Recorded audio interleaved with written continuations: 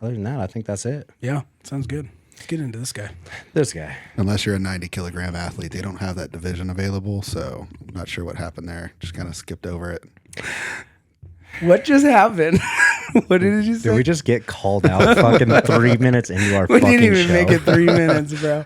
I just don't know why there's never. Do you want a 90 kilo? kilo? I'll do it right now. Well, the thing is, no. I'm on this kick of trying to compete once a month.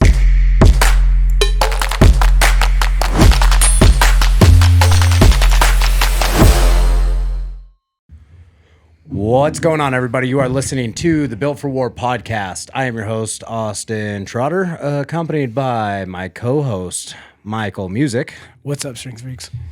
We got somebody in the studio, as you'll see. However, we'll get into him here in just a sec. That's right. We've got some daily chores to clean up a little. We do. If you guys are watching on the YouTube, we really appreciate it. If you guys wouldn't mind, please just real quick, hit that like, subscribe button. Simple 5-minute task or 5-second task that will 5 minutes. I was like, dude, I don't have 5 minutes in me. I'm like, dude, Shut up. You've got an hour in you. But yeah, it just helps us out. It'll help us get into monetization faster so that way we can bring you bigger, cooler shit. If you guys are listening on the Spotify, we appreciate you guys as well. Wherever you guys are listening, we appreciate you. We do. We love you. And yeah, as I said, just more involvement just helps us, right? That thrives us to put out more stuff, more content. And we're doing this for you guys anyway. So throw that comments, throw that subscribe button, like everything, and just helps us build and grow. Yeah. So we can reach more of you, so we can have more to the familia. You know what I mean? Absolutely. So. Also, if you guys haven't checked it out, go to www.builtforwarstrength.com. We have all new t-shirts and designs up. Also, hit that email list. It'll get you hooked onto our, every time we come out with something new. We've got like 3 new things coming out here within the next month. So if you haven't seen, we just came out with the Colorado Strong Woman shirt, our Plate Bandit shirt. We revamped all of our old stuff. So now we're in the nicer soft style shirts. It's like getting hugged by a fucking teddy bear. I mean, it is, right? Like, they're nice shirts, They dude. are. What brand are they? They're soft style. So it's Gildan soft style. So I think it's a 50-50 blend. Nice. Dude. Yeah, they're just so much more comfortable. It's those small little things, you know. And then It's an extra like 50 cents a it shirt. is, right? Yeah. And it holds color better. Like, it doesn't get that. I feel like the old shirts and those like cheaper shirts, they fade. But then also, like, it may fit good when you get it, or it doesn't fit well, and you got to wash it 6 times for it to fit right, and then it only lasts maybe three wears, and then it's too small, and then you give it to your chick. And the nice thing is these, as soon as you put them on, they are going to feel that way after 20 washes. Absolutely, yeah. Like the Colorado Strength one, I wash that all the time. It still fits like so great every time. Like, and it's like soft, and I'm like, sick, bro. I'm like pumped. What's up? Yeah, even with a pump. With a pump. So make sure you guys check out the website. So yeah, it's just those little progressions, little upgrades that we're doing to bring you guys the best quality. So fucking A. Order that shit. Yeah. And then if you guys haven't yet, just check us out on the Instagram. That's where we're posting most of our updates for the Built for War Holiday Special. Dude. So make sure that you guys are following that page to stay up to date on everything that we're doing. Like I said, this year we've really progressed. We're progressing even more next year. So absolutely, make sure you guys like, subscribe, and follow. And this podcast is sponsored by Premier, TRT, and Med Spa. Make sure you guys go over to www.premiertrt.com to get all of your testosterone, hormone, and peptide needs. Absolutely. And just overall general health. I mean, you guys want to be checked out by the best in the business and people that actually care about you and your well-being and your overall health, whether it's strides and strength, admirations, or just a healthy living style. You guys cannot beat Premier, TRT, and Med Spa. Great family-owned style business, and you're just one of the family. And as always, get yourself checked. Either that or go check them out at 12774 Colorado Boulevard, Suite 141 in Thornton, Colorado. Yeah. Go over there and tell Melanie we said that we sent you, Tell them that Built for War sent us. That's right. You were hanging out with us last night, chilling, and you needed to come get checked. So, bam, there you are. Yeah. For a low price, they'll check you out. They'll get you what you need and get you out the door so you can be back to living a healthy, lovely lifestyle like everybody else. That's the American dream. That's the American dream. It really is. But no, for real, guys, always we say keep an eye on your health, and there's nobody better. Yeah. Premier. And family, and just, man, you just become one of the family, okay? You're part of the familia now. For real. You're under my protection, okay? Well, thank you for sponsoring us, Premier TRT, and thank you to you. Always. We'll see you guys. This podcast is sponsored by Cerberus Strength USA. Make sure that you guys go to cerberus-strength.us for all of your Cerberus needs. Yeah, absolutely. They're the absolute best. They're coming up in the game. They're owning the game. Cerberus Strength is the best quality product you can possibly wear. I mean, I tell you what, whenever I think of strongman or powerlifting nowadays, I think of Cerberus. Dude, I think about Cerberus every day. I mean, because I wear Cerberus every day. It looks super sick. It does.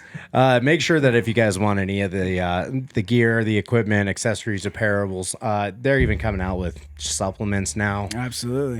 Make sure that you guys go check out Cerberus Strength. For real. They're literally one of the best in the business. Probably the best in the business. They're sponsoring everybody from strongman athletes to all the strength sport athletes out there, taking over the game. And you just know you're in safe and good hands when you rock Cerberus Strength. And make sure that you use our code B4WAR at checkout to save you 10% at checkout. Absolutely. And their packages always arrive, no problems, shipping, everything. So B4WAR, get you 10% off. And thank you to Cerberus for sponsoring this podcast. Absolutely. We love you. We love you. Other than that, I think that's it. Yeah, sounds good. Let's get into this guy. This guy. Unless you're a 90-kilogram athlete, they don't have that division available. So I'm not sure what happened there. Just kind of skipped over it. What just happened? What did you say? Did we just get called out fucking 3 minutes into our We fucking didn't even show? make it 3 minutes, bro. I just don't know why there's never. Do you want a 90 kilo? I'll do it right now. Well, the thing is, no, I'm on this kick of trying to compete once a month and just get consistent. Hold on, pause. Yeah. For those of you that don't know, this is Ben Logan or Yeah. Ben Bennett. That's his Instagram. Yeah. I get so fucking tied up with all of that all the time, dude. Absolutely. I do the same thing. You want to call them out by their Instagram instead of their name. Especially when you meet him at comp. You're like, Oh, bro. hey, are you ass slapping 69? Yeah, what's up? I follow you. What's your actual name? Yeah. Absolutely. Oh, man. So, yeah, for those of you that don't know, Ben is a local strongman here in Colorado, but also goes to the big time shows. He does. So, as we're talking, obviously, he is your mostly 90 kilo athlete, right? Yeah. Yeah, I tried to fit myself in the 80-kilo box for a couple of years there, but those cuts were so intense that I couldn't perform. Yeah. So absolutely. losing performance over being able to, be at the bigger stage with some of the guys that, like the 80K Clash, and stuff. I made it there, but, performance-wise, it's like I won't ever be able to hang at that level. So bumping up a weight class. 90-kilo guys are strong as fuck. Dude, they're you know? like bitches. Dan Benson just hit the world record deadlift at like 881. I saw that. Yeah. Yeah, 80, almost that's like, 900. And that was a couple weeks after just doing the Chaos Classic, so it's Yeah. like, holy shit, so, but that's top in the world, Absolutely. so. Yeah, it's also, man, like the 90s and the 105s are, hands down, obviously, it's statistically proven they are pound for pound the strongest people that walk the planet. Absolutely. Oh, yeah. Like, it's incredible how much weight can be pushed at a 105 or a 90. Like, it's incredible. It's getting up there to where these guys that are 300 plus are getting pushed by these other guys because it's like, cool, yeah, you're 400 pounds, but you're not even doing a 400-pound log. Yeah. Right. You know what I Exactly. mean? Like, you've got guys that are overhead pressing twice their body weight for reps. Yeah. And they just keep going. Like the records just keep getting broken. They just keep getting stronger every year. It's It like, seems there like is no- every show. Yeah. It's like, it just keeps going and shit. Some of these people are just like freaks of nature. Yeah. You're like, how does this guy keep going? Like, does he have kids? What does he do for, like, does he just wake up and train? Like, is that all he has, but It always seems to be like ex powerlifters that are just like, Yeah, I've been powerlifting for like 20 years, and that shit got boring. So I tried Strongman, and well, it works. I'm like, Yeah. cool, fuck you, dude. Got my pro card first year in the Right, circuit. right, Yeah. And then I compare myself to them, and I'm like, hold on, I haven't even been in the game for 5 years, so Yeah.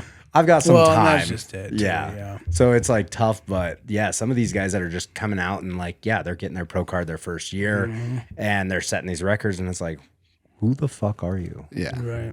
But It's kind of discouraging because it's like, all right, I want to be at that level, but unless they get injured for a significant amount of time, you're not going to catch them, like bump up a weight class or something. Get the fuck out of my way. But I mean, that is super true though. And it is crazy because they're around our ages or so. But I think it is kind of what you said, like a Luke Richardson or something like that. They have such a background in strength sports, or even like Chase. We were talking about, right? He did years and years of powerlifting before he got into strongman. yeah, McGee. McGee. Yeah. And, and he's a 90 kilo athlete as well. Same thing, like almost squatting 700 and all this shit. I'm like, he's like, yeah, this is like my 5th, 6th show. Like, bro. Yeah. So I don't know if it was his first or second show, but I actually met him in Houston at the OSG qualifier last year. Oh, okay. Not this year, but the year before. Yeah, I don't yeah. know. And Yeah, that was when we were going out to nationals. Yeah. I met Oh, up with that's you. saw you guys at the right, airport. Yeah, I right. saw you and Brittany in the security Yeah. line. yeah, so I had met him then, and I was like, seeing the numbers he's putting up now, it's like he's fucking doubled. Yeah. You know, Right, he's like dude. twice the person he was. It's like, holy shit. you And know? it's crazy. Like, he is not one of those guys that you would look at and be Dude. like, that's a strong man. You No. know? Yeah. No. Like, he's big. Don't get me Yeah, wrong. oh, absolutely. He's for his frame, he's big, but he's not like if I look at you, Oh, dude, absolutely. I'm like, that dude's fucking strong. Like, you're very muscular, you're vascular, all of that kind of shit. And then like there's just random guys that'll walk in at like 20% body fat. Yeah, completely unsuspecting. You know? And it's just Yeah. like, what the fuck is this 800-pound deadlift? Yeah. I And know, he's dude. just a garage warrior too. He Just is, trains at home and yeah, stuff. yeah. I feel like some people that do that just do so much better in competition as well because they take out all the distractions out of it. Whenever you're in a gym and you always have the hype and stuff, yeah, it works really well. But when you go to competition, it's such a new level that, if you're just training like that all the time, that's what Big Z said in his biography. He's like, I trained by myself, no music, inclement weather, like just to take away all the perks of it. So that way, when he gets to competition, he just performs that much better. Yeah. So you see these guys in their garage setups, man, and then they come to comp and they just fucking kill it, Dude, and it's funny because they hardly ever post any videos of them Right, doing it it, just and then goes- all of a sudden they just show up and show the fuck out. Yeah. And it's crazy because Josh, Yep, I he's was one gonna of those bring up guys. Josh. I was gonna bring up Josh. The other guy that's on the team, Josh Rigg, he moved out to Wisconsin, right? Wisconsin. He moved out to Wisconsin, and then all of a sudden he was like, yeah, I think it's time to get a coach. I've been fucking failing. Got a coach, fucking stayed under the radar. And then what? He just sent us like a 700-pound fucking safety bar squat. 800, fucking Jesus. something, and then he's pulling like just right about 7, and like he's just a freak, like, and he just like it's just And like. dude, he got off of the couch like maybe 3 years ago and barely trained. And I mean, we're talking like pure natural, fucking just eats corn and beef. Yeah. Like, don't Man. you know what I mean? Just freak. It's like, Yeah. bro, it's like I need to go back to those days because I remember when my life was more busy and stuff, and training for Shamrock and the shit. fucking Hot Pocket Yeah, showdown. Hot Pocket Showdown, bro. Hot Yeah. Pocket and egg, dog. Like, that's how you get 300 log. And but that's back. Maybe when- that's where I'm fucking And that's up. where I was doing so good because I was, busy, kids, life, everything, and then training out of my garage, and I progressed really quick from the last show to that one. But I think that's why I'm failing is because now I'm at a gym. I got people everywhere. And You're thinking and I about it post too my much. shit all the Yeah, time. you're thinking about it too much. Yeah, you're too involved now. And now I'm too involved. You're more busy setting up the tripod than you are actually doing the lift. Facts. What kind of camera angle can I get on this lift? And I have to get that lift right, or it's gonna fuck up my video. Damn it. That's funny. You're talking about the first Shamrock, right? Yeah, Yeah. when we met. Yeah. Yeah, that first Shamrock. Yeah. I still owe you guys one for that. What happened? I was brand new to Strongman. I think that was like my second or third I was gonna show. say, because wasn't your first one the one Kelly did? The fucking The brewery. battle at the brewery or whatever. Yeah. What was it? Something Beast or whatever. Battle Yeah, That was yeah, as far yeah. as I put it Yeah, on. yeah. It's in a back alley of a supplement shop. Yeah. You know, Yep, they, yep. like, Yeah, last fucking minute. Beast RX here in that's Brighton. what it was. Yeah, Yep. exactly. What happened is I was training at Nick's and I had my eye on Ethan. Ethan's always been like super strong, just natural athlete. So I'm like, Very I'm handsome. trying to, yes, very beautiful. Yeah. Tom Selleck. Yes. Like, Dude, yeah. if Tom Selleck was a strongman, Oh, bro. he would be Ethan. Yeah. It's like if Tom Selleck and David Hasselhoff had a baby, Oh, fucking that's facts. Ethan right there. Oh, you know? yes. Bricked yeah. up right now. So I was just trying to chase his tail, you know, at that comp. And I think we split points on like 2 or 3 events. And then out of nowhere, I looked at the end and you guys were in second and third place. And I was like, fuck. We just got edged out, you know? And, but I mean, it was brand new. It was all new to me. You know, there's so much strategy. Yeah, you took first on the Steinhold. Yeah. I Yeah, remember you that. did. Yep. I've And actually, I think I would have taken second on that had I had held on to those fucking Steins for one more second. So- I remember that because that's why I didn't take first. I lost first by half a point to Luke Cooper. Luke Cooper. yeah. Yep. I have a rule of thumb with the holds. So judging is judging. Yeah. But Yeah. I never drop when I get tired. Always hold it till the last minute and let your arms drop because you never know. That judge might let you drop a little bit, 100%. a little bit, and then call it, you know, just like kind of nationals last year. It's like, Dude. hold it. Don't drop it when you're done because then they're going to for sure time you. But if you just hold it and let your body slowly fall, like you'll get a few extra seconds. You know? those And those few extra seconds seconds fucking count, are a lot of points. especially at nationals because you're going up against what Dude. I think the 10 or the 220 class at nationals at New Hampshire had 70 athletes in It's it. ridiculous. That's more than like a whole local comp. Seconds are crucial in that Dude. situation. That'll make a difference. 2 between- seconds is like 20 positions. Yeah. Yeah. Literally. It's fucking crazy. Besides that dude that held on to it for like 3 Remember that fucking dude? minute. Remember that Yeah. I was like, dude, put him He down. literally, and like what you say is exactly true, because he was literally like hunched over in like a pickup position, but they were hovering off the ground for God knows how long. And the guy yelled at him, so he just squatted down and put his hips down. He was literally bent over, and he held it until he literally dropped and fell on his back and like passed out. Yeah. And he won. Like that was savage. I was like, Yeah. that was leave pretty it, good. Leave it up to the judges on any kind of hold. Yeah, that's Yeah. a smart move. Take that. You hear that? Write that down. Words of wisdom. Yeah, write that down. No, that's very true. Okay. Damn, the Shamrock, bro. Yeah, That was a Yeah, lot. I remember that. That's what I mean. But that's what that kind of like is kind of blowing my mind right now because I remember that because the show I did previous to that was Estes. It was my first open, so that was my second open show, and that was when I met you and Ethan and Luke and all you guys, and like kind of got open to the open scene. And I remember that. I'll never forget that comp. Like it was the most taxing on me mentally because I was like, these are real motherfuckers. Like, I was We're like, all bro, on the turf at the yeah, max log, and it's dude, like, you're seeing everybody throw these numbers up, and it's like, and I remember whoa. watching you because you had your bright red fucking grip shirt on, and we were and, A7 looking like a superhero. dude, you did, and I'll never Yes. forget it because it was you and Ethan I kept looking at because fucking Luke was all quiet and he only jumped out like once or twice and then just was like, get fucked. Well, and he was barely, I don't know, Luke, it was weird because he was hanging out by himself like in a corner for most that's of the what I day and mean. then he would come in, do his events and Right.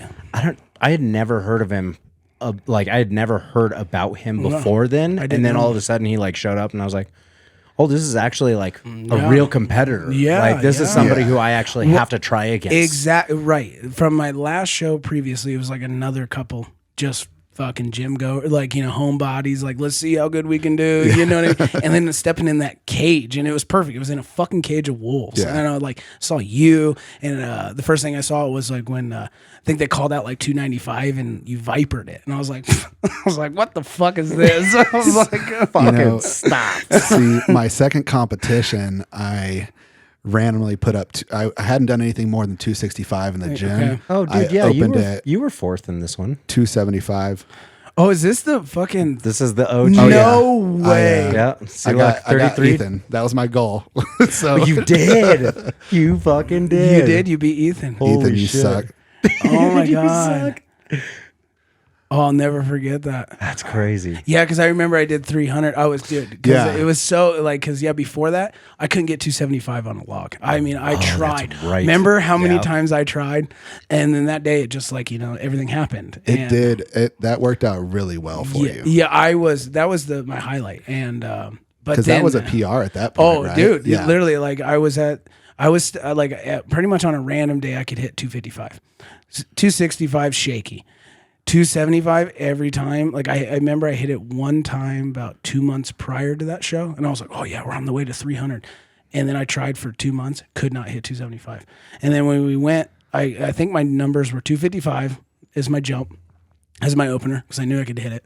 And then I went 275, and I remember I was like shaking walking up to that. I was like, this is going to get it. And it went really well. And then all of a sudden, like I remember I sat there and I actually called out 295 like you guys did on the scoreboard, because remember it was Stan's wife coming around with the clipboard. And I was like, but you knew you had to shoot for 300. Exactly. Yeah. And then I looked over, and then Austin's like, fuck you, pussy, do 3. And I was like, I did too. You said I remember. Yeah. And you're like, don't do 295, do 3. And I was like, get your fucking 300, you pussy. Yeah, like, don't be a bitch. Yeah. I was like, fuck. Which was great strategy because so I still had a mental block because my second comp, I randomly stepped up, hit 275, 295, clean 305 3 times, and I couldn't get it. So my goal was to hit 305, and 295 flew up. But me and Ethan both failed at the 300. You ended up getting the 300, and it secured a second. Dude, like, that was great. It's weird how that, and I actually saw the same thing when I did last year's Bricktown Showdown. That is a huge strategy, because when people are doing, you kind of figure everybody's going to do a safe. Then everybody's going to hit something close to their PR. And then you watch their reaction. You know what I mean? And then it's like that third, they're just going to go fucking Hail Mary. Yeah. So it's like you just got to beat that second attempt. That's where playing as a fucking athlete comes into play, because at Kansas, when Chase and I went out there was one guy that I had my fucking eye on, and I was waiting, and I was like, he's going to go up there and he's going to fucking do that weight. I'm going to do 5 pounds more than that. Yep. And literally, as soon as he went up, he did it. I went 5 pounds heavier, fucking took it. Yep. I was like, I know that I can blow myself out of the water and I'm going to be fucked for the rest of the comp, or I can just barely edge him out. Yep. Be good. He gets up, fails his next one. You're like, I'm good. Yeah. Walk off with the It's win. great. Why waste the effort? Like it wasn't for a state record or anything like Absolutely that. right. It's for points, and that's exactly it. Or you're going for PRs because you have like a number locked in your brain, right? Yeah. You kind of get, and that's what I was getting in Iowa, because I remember everybody opened up like around whatever, and then everybody went, and I remember when it was my last call, I did 295 as my second. It went good, and I knew I had 305 in me. Like I just knew it on the bar, but I saw everybody's numbers, and I was like, 310, like 5 pounds, 5 fucking pounds, and kept getting stuck at the elbows. Cleaned it twice, got stuck at the elbows. Everybody else went on their third one, went 315, 330, failed. So technically, if I would have just went from my opener 295 to 300 or 305, it would have put me up like 6 positions. Yep. Because everybody fucked up their third because they went for big PRs. And Which I was is like, bro, really impressive, because the Bricktown Showdown itself is a big show. yeah. And for you to be in an open pro that's what I class, mean. I was kind of shocked. I figured like I was just doing my own thing, right? I'm not even paying attention to those guys because like, just doing my best. like the opener guys like Luke Knoll and shit. Fucking double overhanding 315 straight to the shoulders in the back. I was like, I'm gonna sit over here. You're a piece of shit for that. Dude, it was so ridiculous. So, but it was crazy. Yeah, it's crazy. Like, it can really push you whenever you have to do something to do it. Absolutely. And then sometimes you have something in your head, and then you see people hitting numbers. You're like, fuck, I gotta go off program. You have to. Like, let me try to figure it out. Sometimes it works out, and sometimes you're like, fuck, if I'd have just stuck with what I was gonna do. Exactly. You know, right? but that's the experience. But then on the other hand, you're gonna stick to the program. You're gonna do it, and you're like, I had 10 pounds in me, bro. Yeah, I had fucking 10 pounds. I'm such an idiot. I should have did my PR, bro. Fucking idiot. No matter what, even if you only had maybe a fly landed on that thing, you would have been fucked. You still are like, oh, dude, 10 pounds easy. 10 pounds easy. It's like, no, probably not. That's funny. I can't believe that. I didn't know that this was like your second show. That's funny. Yeah. That was a terrible. It was the fucking Conan's wheel. Ate my shit. Bro. I did a really heavy one because I was training with them on it, and I think Stan was there that day.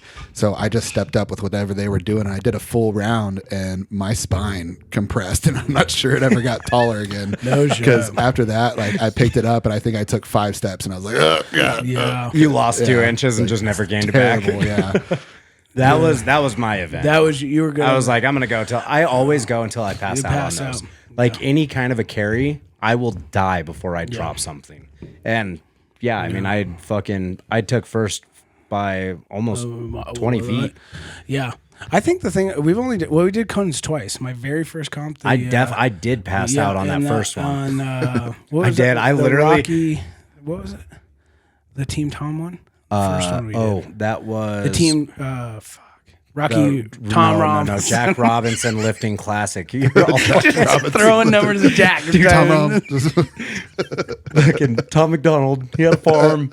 County Road 30. Yes, thank you. The Jackie Robinson. Thank you. Yeah. That had a Conan's wheel. Yep. And then we had this one. And I feel like the best way to train for a fucking Conan's wheel, and I did it twice, and both times I did way better than I thought.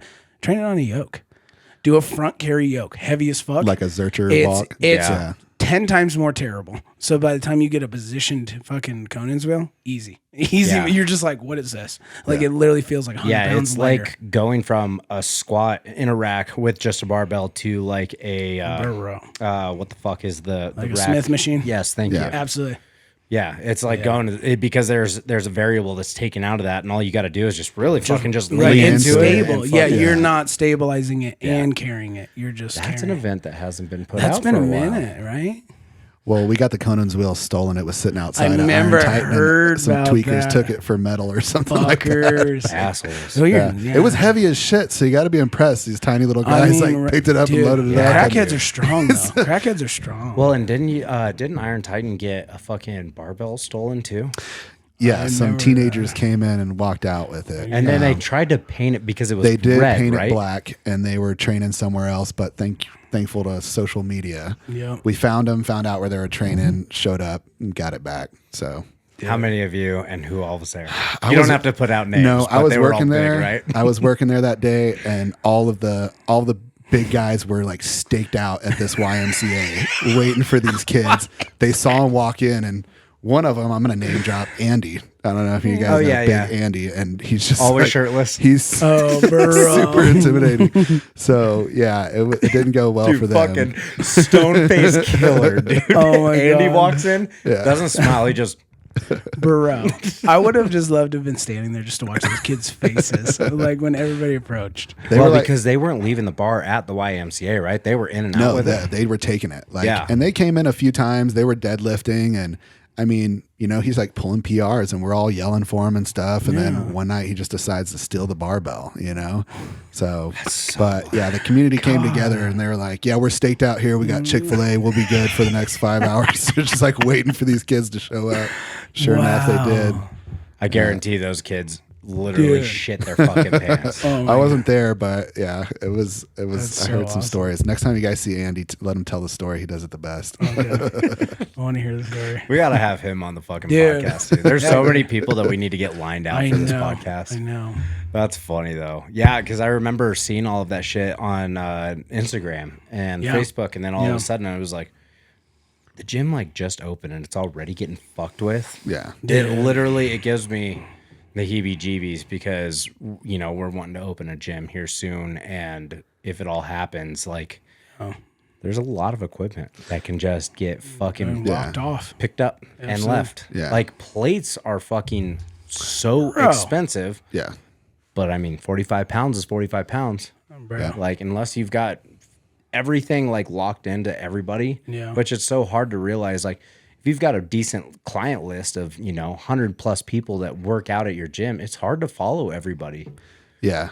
I mean, now they have cameras up, and they're running all the time. But and there's cameras in the parking lot. But it's kind of one of those things. It's like, damn, why do I got to do this? But this day and age, people are just, that's well, and that's why security cameras and all of that have progressed for so much, because like nowadays, like there's always going to be like a community, especially with strongman and powerlifting, like actual sports. But you're going to have those shitheads that are going to walk into the gym that just. They don't give a fuck. They're there for themselves. Yeah. And that's all there is, which fucking sucks, but unfortunately it just is what it is. It is. I mean, it is. And that's super sad too. I mean, I could see it maybe if like you went into, I mean, I don't see it period stealing like that, but like it'd be more understandable if you stole it from like an Anytime Fitness, right? You go into a gym, nobody talks to you. I've been training there 6 months and nobody even uses the deadlift bar. I just leave. These guys go here like twice, and you got the whole fucking gym, all these meatheads fucking shouting for you. It's like, how does that not like inkle inside your soul of like, this is a good place. These are good people. Like, and I'm just gonna fucking jack their shit. Yeah, you know what I mean? It's like fucking entitled kids, right? Days, And that, like exactly. And I just go shitheads. back to like, yeah. well, and plus God. now, unfortunately, back in the day, we used to, get our asses beat. You get your and ass beat. some Oh, ass. you'd be so fucked. Yeah. But we were just now, talking we were about just this. talking about that. But Talking now, about like, this. you go beat somebody's ass, you're facing fucking 90 Dude. days at least. 100%. I know all about that. Yeah. Yep. Oh yeah. You want to talk about it? No, just kidding. I mean, I can bring it up. And it was kind of a crucial moment that threw me off course for the 80K Clash because I was in a ski accident, I guess you want to call it. So I was snowboarding. It was during COVID, so you had to, sign up and get your spot. So the mountain was at capacity. The skier plows into me and then just jumps up and takes off. Doesn't say he was sorry or anything. Skiers, So bro. being the person I am, I caught up with him. Sick. Laid a shoulder into him, and when he like fell down on the ground, he put his arm out and it snapped his arm. So by breaking his arm, it made it, Fuck, it was big actually an assault. Yeah. So I was sentenced to 90 days in Breckenridge, which was not that bad of a little I was county just jail gonna kind of say, place. I was gonna say, They have who a- goes to fucking county? Dude, it's Brett? probably pretty nice. They have a Like, 5-star chef in there cooking. Oh my like, god. great you, meals. dude. Not like anybody should go there. No, and I'm but- not bragging but, about yeah, it, but. So when I got out, I had like 57 days until the 80K Clash. And at this point, I'd never made an 80K cut. I had to start it, and I couldn't regulate my diet in there. I couldn't really you're get my just- heavy lifting right. in. So yeah, I mean, that cut was really hard for me. And I didn't, I tied for 10th, I think out of like 15, but it kind of sucked going into like my biggest show Right. of my life and like not being able to be prepared Yeah. for it, but Fuck, yeah, dude. so don't let your anger get the better of you. It's so This day true. and age, It's it's so just fucking those things. tough. It really is. It's so tough because I grew up literally like we didn't talk. We just fought. Like Right. that was it. Yeah. Like if we had a problem in high school, we handled it right then and there. The SRO would come over and be like, Right. go to fucking class. Exactly. And that was it. And that was it. Like that was a Bro. cop was saying like, you guys are being dickheads. Like Right. get the fuck out of Knock here. it off. Yeah. Nowadays, like Oh, you bro. throw hands with somebody, somebody's going to Dude, jail. You're gonna get Like, tased, no matter what. cuffed, Yeah, and 100%. fucking lawyered, Yeah. and like There's only one state. I think so I know for sure in Texas, if you scream mutual combat and the other person does, the cops It's all can't do good? shit. bro. Until there's a victim, cops can't do shit. So basically, unless you're on top just waylaying. Absolutely right, and Yeah, they can't say there's nothing. an excessive. Yeah, I'm from Texas originally, so. Oh, you are? And yeah, I mean, dude, in our elementary school, if we got in trouble, we would get swats. Like with Sick. the paddle with the Yeah. holes drilled into it. I don't know, like that. Now it's like that's Oh, that's dude. not okay. Yeah. Some stranger spanking your child. Like that's so like So out of pocket. The now. problem is a stranger spanking my kid. I'm more worried about the sexuality behind Yeah. it now Right. instead of the Dude, somebody for real. smacking my kid on the ass because he's being a little asshole. I'm worried about him smacking him on the ass and going, I like that. Yeah. It's weird. I don't fucking like. There's too much of that shit. Times in are schools changing, now. yeah. Dude, they're so terrible. Fuck. That's fun. I didn't know you were from Texas. What part? So I grew up in West Texas, Odessa. Oh yeah. I don't know if you've seen the movie Friday Night Lights. I used Yeah, to. I oh, used to yeah. work in Midland and Odessa in the Oh oil God, field. yeah. So it's Great that's all it place. is. Great. When the oil field started booming, like crime skyrocketed, and it's Yeah. like, a lot of the people in the oil fields, which one of my stepdads, they're doing a bunch of drugs to stay Oh, up dude. and Yeah. work the long hours. They're like, working for 2 weeks straight, and Is this where we go whatever, off the air for? It's just like But it's just a desert. There's nothing there to do but party Yeah. and get people pregnant. That's like Yeah. the two things you do. Dude, I just remember in Odessa there was that one gigantic fucking Mexican restaurant there dude, like the ceilings are super fucking high in it. Super nice Mexican restaurant. We would literally go there every single night, get fucking blitzed, somehow make it back to the hotel, and then go work in 110 degree fucking desert heat. Let me see. Was that Rosa's?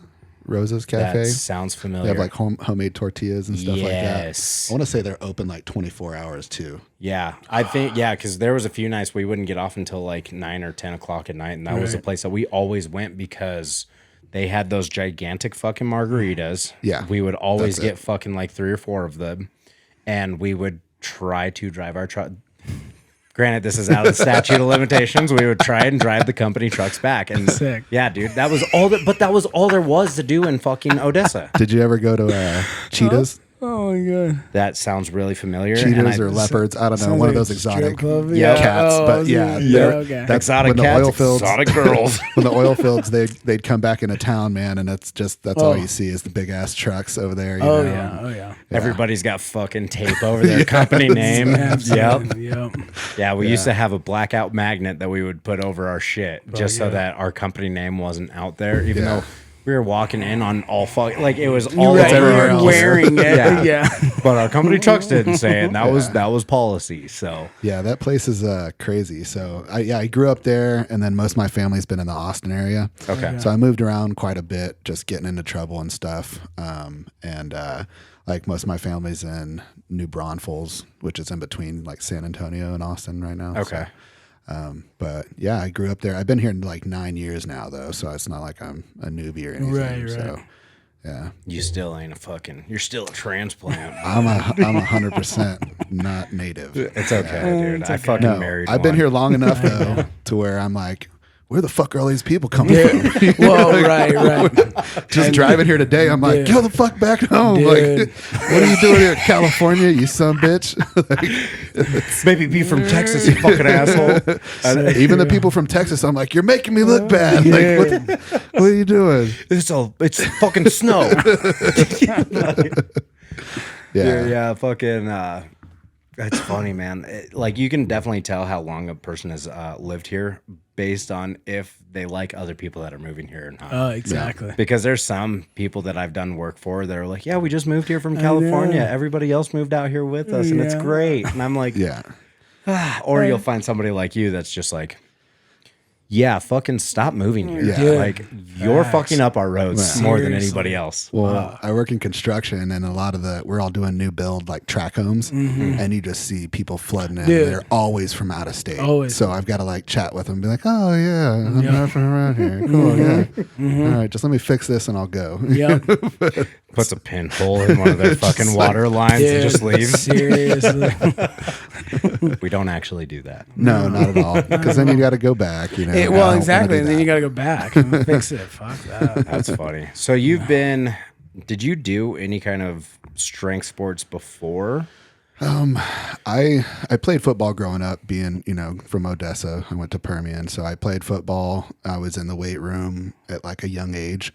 When I moved to New Braunfels, they had a class so that you had to have like an elective credit, and like a PE credit, and they had this one that was like intro to weightlifting. So it's literally just getting like lifting weights, Learning how getting to lift. jacked. Yeah. There's this like super jacked coach there that just Sick. taught us how to lift and stuff. So I always lifted, and then when I moved up here, I went to school to be a personal trainer. Okay. So and it was just an associate's degree, but it was all curriculum based around NASM stuff. Yeah. So by the time I finished, I had like 4 different certifications as well as my CPT. Okay. So I went into the gym world and started working at a big box gym. So I was working out constantly. Started in bodybuilding was really Absolutely. what I did, So That's why he's one of the very few strongmen that have a 6-pack. Yeah. well, yeah. I wish I would have done something like heavier lifting wise. I feel like that translates a lot better. Oh, fuck yeah. But we did so much volume for so long that it definitely helped. Like I started and I won my first open comp, which wasn't like a huge one, but I didn't feel like I was at the back of the pack trying to catch up with everybody, So it was a good switch too, because bodybuilding is just like, it's so subjective, and it's just, and the people are so egotistical. I know we all have egos in this sport, but there's still a lot of like camaraderie, and everybody kind of comes together. You root for people, even if you don't like a person per what they live like or on a daily basis. When it comes to a comp day, you're still going to cheer for them. Like 100%. it's still making sure that everybody on the day of the comp is like a part of a community, and like they're out here working their ass off, because even though we are less than 1% of, it's crazy to think about it, but we're less than 1% of the population that walk the earth. Like strongmen are, like actual people who are able to do what we do. There's something very special in that, in the community on a comp day, or just in the gym in general. Right. So I agree. I mean, even in bodybuilding, like you hear the whole old phrase, like, go break a leg. Bodybuilding, they're like, I fucking hope you break your leg. Yeah. We're like, you're looking at the next guy like, I look better. You know, you know what I mean? We're strongman. It's more like, hey, break a leg. No, seriously, like, watch out for that stone right there. Like, step around that. Step around that. You know what I mean? It's just different. And like, because I came from the same world, so I totally get what you're saying. Yeah, it's definitely a different thing, and it's so much more fun, you know, to the activities and everything. It's, you know, the different implements. It's cool to test yourself in different ways. So it was a great switch to make, you know, and I've made all my friends since then in the gym now, which before it was just like, we'd be like, oh, hey, looking good, man. But you didn't hang out with these people, you know, it was like, really, they're just looking to beat you when you get on stage or whatever. And, you know, you get up there and you do the show and you're like, well, I looked better than him the whole time. You know, but the judges disagreed. Exactly. And then you get their feedback and they're like, oh, well, your lats are 10% smaller than your back. It's just like they pick you apart. So after you spent this much time focusing on your whole life on it, and if you've ever seen somebody prepping for a bodybuilding show, they don't post anything else besides, meal 3, meal 5, 2 weeks out, 3 weeks out. Like that's all, it consumes your life. And then you get done and you get these people telling you how bad you looked. Unless you win the entire show, you go home with depression. You know, and it's like you feel like you're a piece of shit failure. Absolutely. Whereas strongman's black and white. You got there faster than me. Cool. I need to work on my speed. Exactly. You know, I need to work on my strength here. You know, like, so it's just been a great thing mentally switching to this sport as well. So for sure. And I agree with like on that 100%, everything you said, facts. And then on a training side, I feel like bodybuilding fucks you up mentally, because after the Iowa show, the Bricktown last year, I took like a little oasis, right? I took like actual 3-4 months and did nothing but hypertrophy work. Went back to my old school ways, right? Working on niggles and shit. And then coming back, I was like, I can't do this. I would never go to bodybuilding again. I love it and everything, but like on the mental side of it, I feel like when you're doing nothing but volume work and just hypertrophy, yes, you eventually get your muscle fibers to be able to stretch and fill, and you just get the nastiest pumps ever, right? Compared to where we don't. Yeah. But I feel like if you don't have that pump, you feel like a piece of shit all the time. Like you feel like you're small and fat at the same exact time for the maybe 30, 40 minutes, because the workouts are super quick. You're super setting every fucking thing. 30, 40 minutes, you feel great and like a fucking god. And then after that, your outside life, your relationships, it's just fucked. You're so mentally fucked, and all you want to do is be pumped. Where strongman, you're lifting so many things and you're just getting thicker over general, but half the time you're just more worried about walking around straight and something not fucking hurting. You know what I mean? Like you don't get that bozzy. Like, today's actually a good day. I woke up and my back doesn't fucking hurt. Right. Not checking if you have striations. Okay. I'm all right. Like not the striations on my fucking chest and this and this. Like, holy shit, we're standing up so straight right now, and I got out of that chair. I've definitely noticed the same thing, because when it was like, it's a serious body dysmorphia when you lose like all the weight, and you start to like actually lean out, and you're seeing different striations in your chest and in your shoulders and everything. And then you walk by a mirror and you're like, I'm so small. God, I look fucking flat. Like, what the fuck? and then you get into strongman and you're like, ice cream.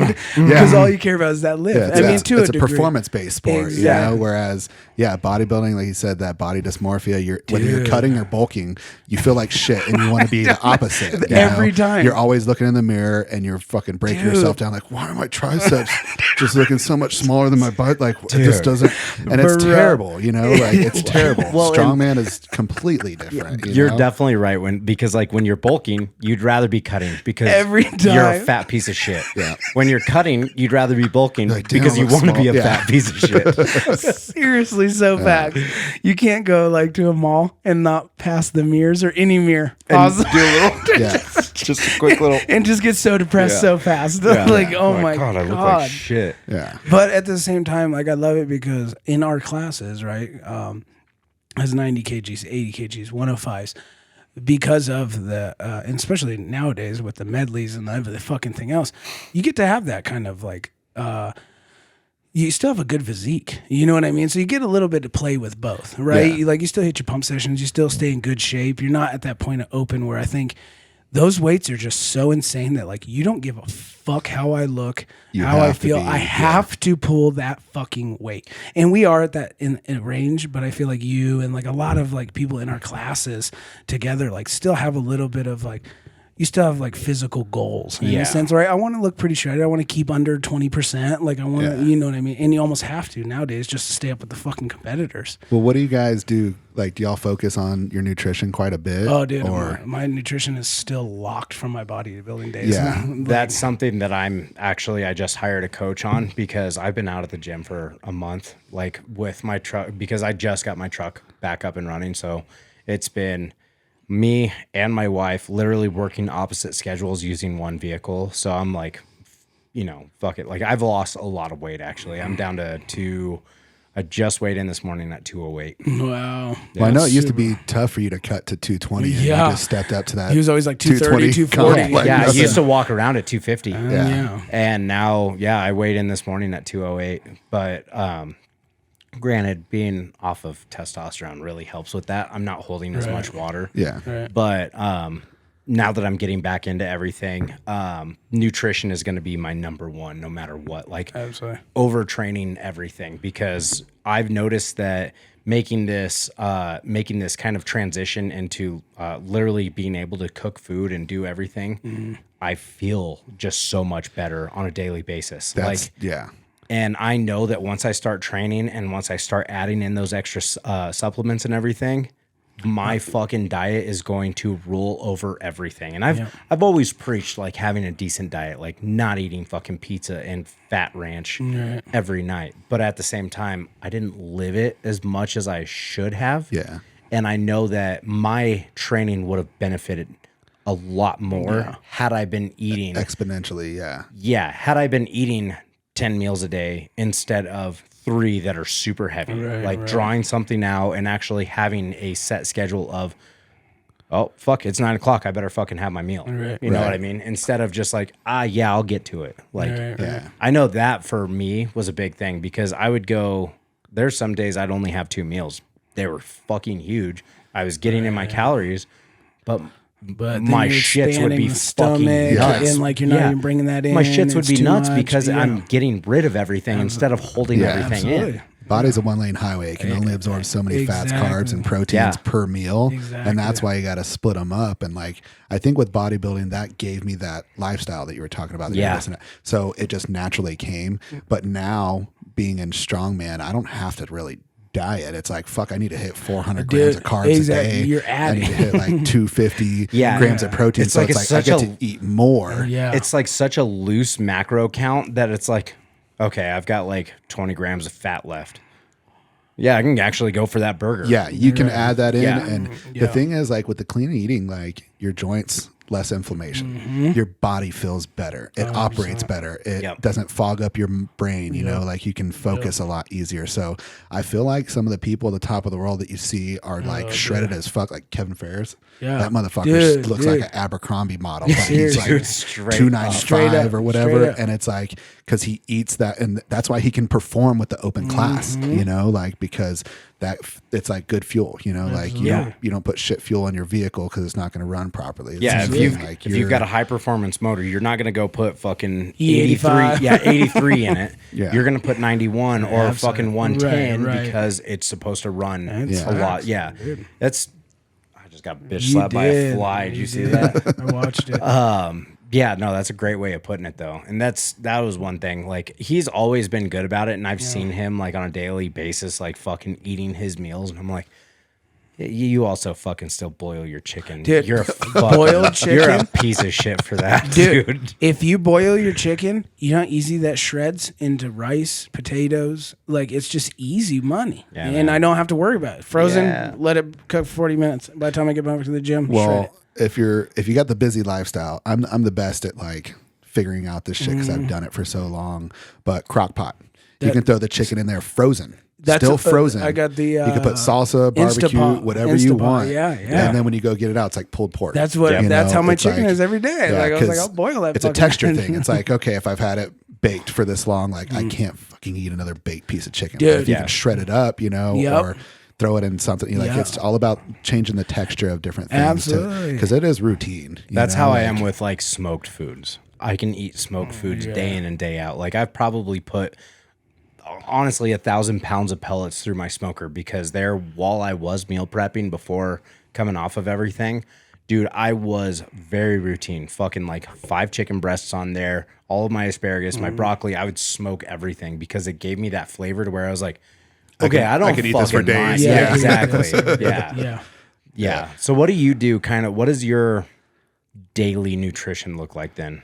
So I'm really big on first thing in the morning because, you know, the longest time we've been fasting to the days when we're sleeping. Absolutely. So first thing in the morning, I do a big shake because it's the easiest way to get all the calories in. Absolutely. And then it sets my metabolism up on a high ramp to be hungry to eat every couple hours, right? Because if you just try to do it, it's hard. You feel like you're forcing it in. So my first shake is it's a cup of oats. I do 4 tablespoons of Greek yogurt, 4 tablespoons of peanut butter. I do a scoop of protein. I add in some green supplements that I have as well, and then I do a banana. Okay. So that right there, depending on what sources I'm using. Oh, and I use almond milk. So that's like a 1,200 calorie shake right there. Absolutely. And I can down it in 5 minutes, you know? So I'm like, Quick little Cool. sipper on the way to Boom. work Yeah. or whatnot. Yeah. and then once your body gets all that food, and I do a 1/4 cup of granola too, because the fiber helps it turn it into more of a full meal replacement. Absolutely. Plus the granola, if you get one of those flavors like the honey almond or the honey nut or whatever, it gives it that extra little bit of spice. Exactly. Yeah. Yeah. So if you throw all this stuff in together, you know, a lot of times you'll just pee a lot of it out. Yeah, absolutely. But with the extra fiber and stuff like that, it binds to it and it turns it into more of a meal replacement because it's going to stay in your body a little longer. The oats are a complex carb, so it takes a little longer to break down. I also throw a scoop of creatine in there. There you go. But once that like 45 minutes hits after you take that Savage shake, hungry. you're like, you're like hypoglycemic. Oh. You're like, holy shit, I'm going to pass out if I don't. Trying to use And the then- good screw gun and your Yeah. hands are shaking and so, shit. yeah, so then Yeah. you go to that next meal and you Yeah. eat that, and you're almost like, oh, I could have ate more. Absolutely. Which is a good place to be. And Yes. then when that next meal comes, you're like, cool. And I do my proteins. I do a lot of turkey, and we flavor it with taco seasoning. Yeah. Yes. So turkey and rice. That was I started following this page on Instagram a while back called Cooking for Gains. Dude, his biggest things is taco seasoning and Taco Bell mild sauce. Yeah. I mean, if you make the flavor, that makes it. you Yeah, know? Absolutely. he You're was like hungry for it. Yeah, you he was know? like, I don't put anything in it because it's sodium free, Yeah. it's sugar free, it's 10 calories per fucking tablespoon. Yeah. He was like, you could douse this whole fucking bottle on there and still fit your macros and have really good fucking taste. Yeah, it's all about flavor. And that's where like my rice, I used to cook, you know, I'd have the Instapot and I'd cook a big ass thing of rice, but day 2 or 3, that shit doesn't it's start. gross. Yeah, It's it's fucking like bad. now It I'm turns into fucking yeah, sand. Yeah, it's like Yeah, I'm man. hating this. So I use the Uncle Ben rice pouches. They're 90-second rice pouches, and they've got a ton of different flavors. You know, so that is easy as shit. Sorry, you he guys playing was- footsie or yeah, what? dude. You just like kicked me in the shin and then looked at me and smiled. You fucking asshole. I went to stretch and I just kicked you straight in the shin. I was like, I'm gonna own that. So those are about 2 cups each. I think Yeah, that's also what I'm lacking because that taste of rice after a few days, even if you put it in the freezer and then you bring it out It's and just eat it, So not, bad. yeah. Dude, I'm great at not having flavor, right? Yeah. I can literally eat cold chicken and cold rice, but the minute that I have to start crunching on my rice, it fucking makes me sick. Yeah. And Like- then you're turned off. You're like, I'm Yeah. going to get fucking Taco Bell. You know, like, I'm good. Right. And that's also my problem. Yeah. I have the money and availability to go get fast food, and it's it never tastes bad. Yeah. So you just gotta take care of yourself, know what you like, change it up. You know, I mean, you could throw some shrimp in there if you're feeling, you know, sexy, a little bit of red meat, you know. So you I'm only have always feeling sexy. yeah, you only have so many proteins that you can choose from. Right, you know, right. and It's true. Red potatoes are a big one too because they're starchy carbs, and if you're cutting, so a cup of rice is equivalent to your macros of like almost 2 cups of red potatoes. Yeah. So if you're like, fuck, I don't have as much food, I need more volume, you switch to red potatoes, you got the starchy carbs, you get more energy from it, you know. So there's all kinds of little tricks, but I'll try to get in 3 meals outside of my shake.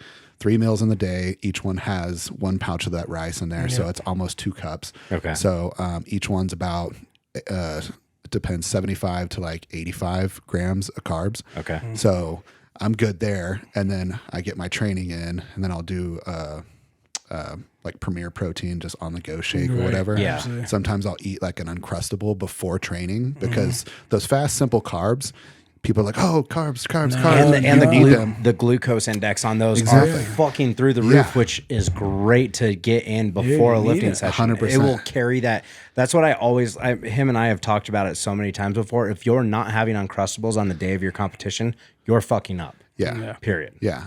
That's one of my main things, that and Carbolin. But I'll probably by the end of the comp, I've eaten 400 grams of carbs too. Easily. That's what makes you sit there after the 4th event and like not get tired before the 5th one. Right. Like, I'm just going to do what I can. Exactly. You know, like that's, yeah, still some so, energy. you know, and after that, you get home, you eat 1 meal at home and you're good, you know, Right. like, so that's pretty much 4 good meals a day. You can hit that 250 to 275 on your protein. If each meal has about 30 to 50 grams of your proteins in it. Yeah. And then you got your, you know, that's almost 6 cups of rice. And then your Uncrustable, those have like, what is it, like 60, 75 grams of carbs in it, you know, but it's mostly sugar, but you use it for your workout. Yeah, you know? absolutely. It's all nutrient timing. Well, and those sugars, Exactly. if you're using them properly, are going to turn into fucking Exactly. carbs anyways while you're working out. So, Yeah. I always like the Uncrustables are like that hidden little talent in there dude. to where you can Peanut butter sprinkle jellies that are in. life. Yeah. Bro, Peanut butter jellies. And you can never get sick in peanut butter Yeah. jellies.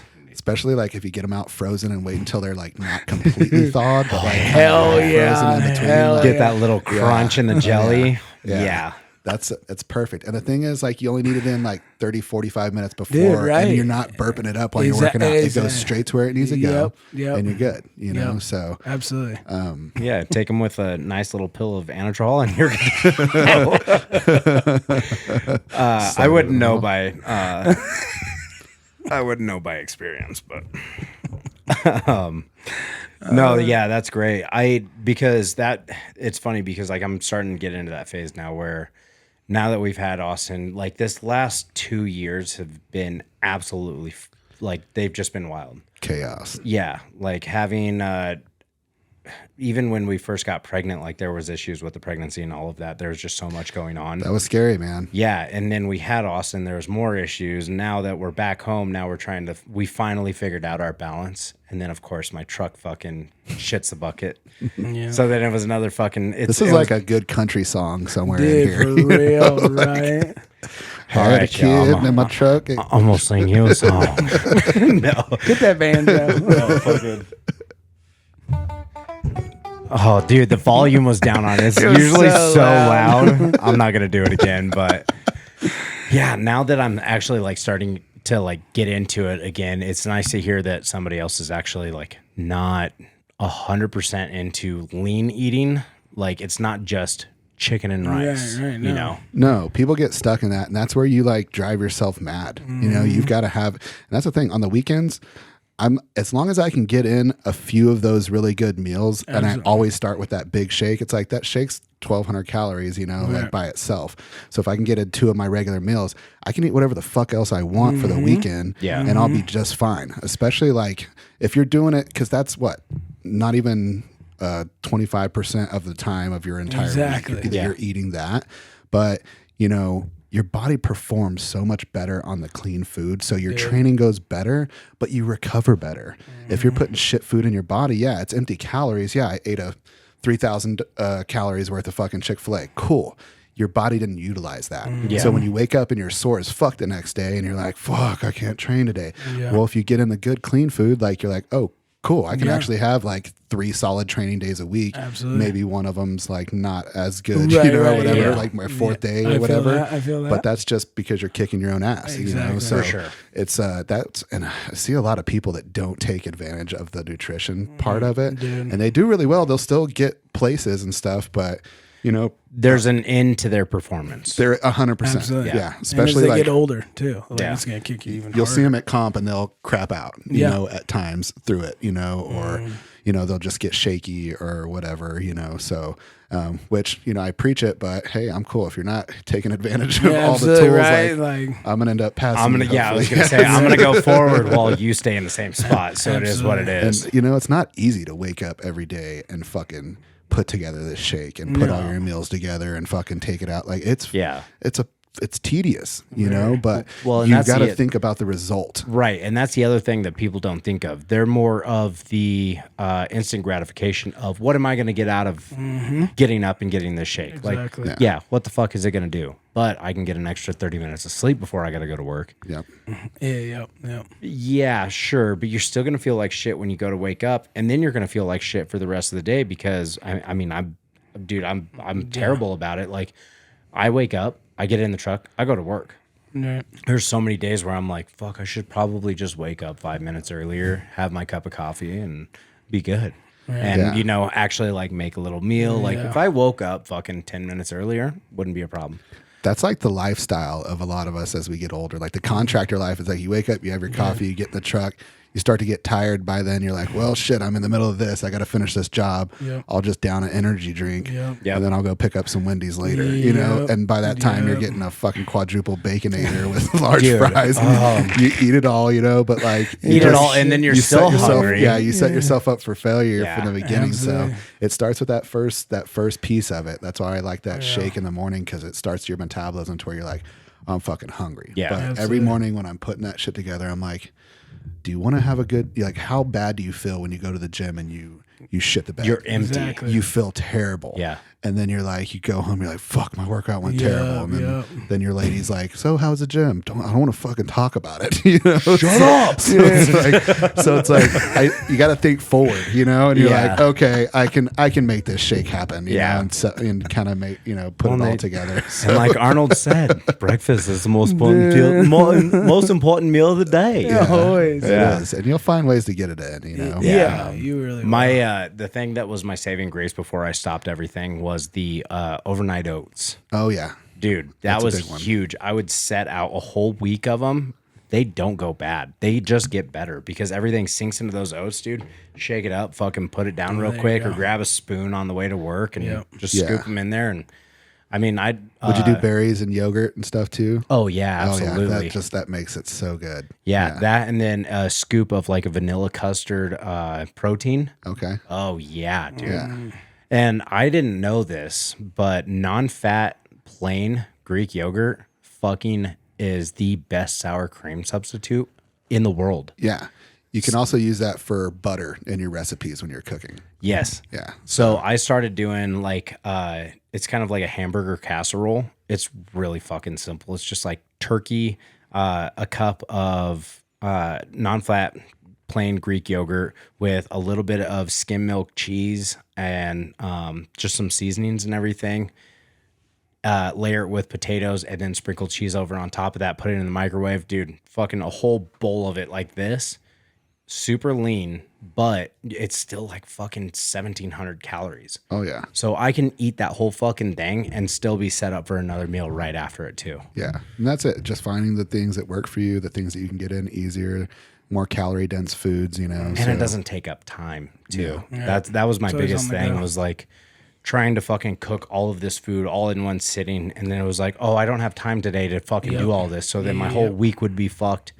It's something I can literally just come home, put together a meal. My wife loves it too. And I'm like, it's lean.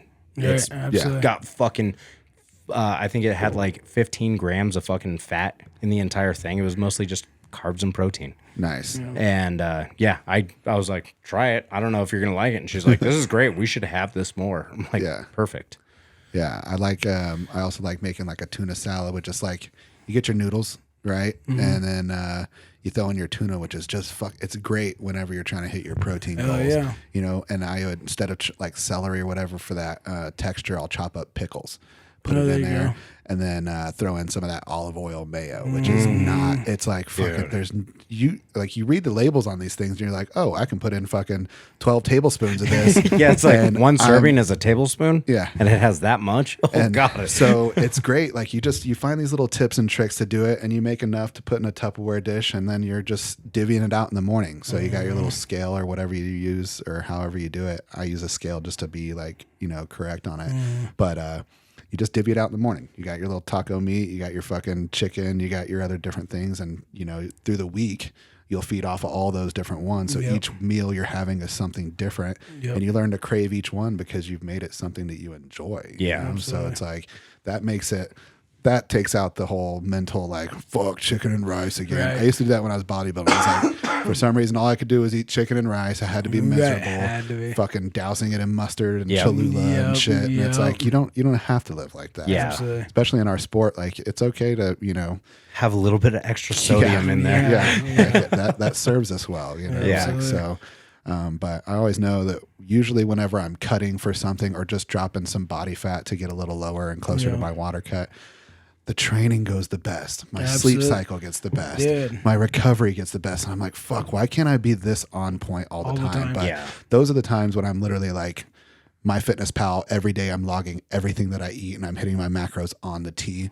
So that is not something I do every day. Right. I can do that for, 3 months getting ready for I was going to something, say that's a 12-week training cycle that's leading up to a peak. Yeah. And as soon as you're peaking, you deload, and then all of a sudden it's comp day. Yeah. So, but I'm always like, man, if I just ate like this all the time, but it's like, fuck, that's I like to take a little break, when I'm and not doing live it. and relax Yeah, and like not be on schedule. It's okay to have some processed It food every is now right, and then. absolutely right.